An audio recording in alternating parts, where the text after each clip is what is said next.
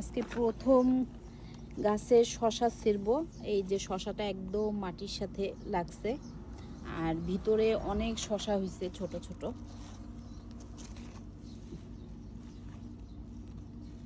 এখানেও আছে,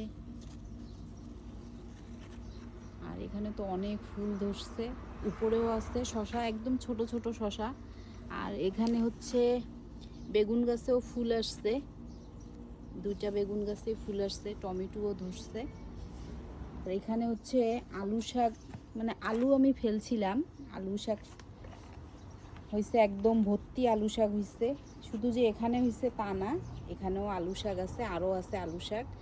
আর এখানে হচ্ছে পুঁই শাকের পাতা, আর পাশাপাশি আছে ধনিয়ার পাতা।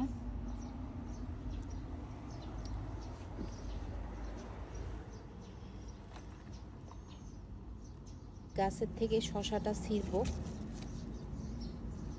শশাটা আরেকটু বড় হইলে ছিঁড়তাম, কিন্তু যেহেতু মাটির সাথে লেগে গেছে এই জন্য শশাটা ছিঁড়ে ফেললাম।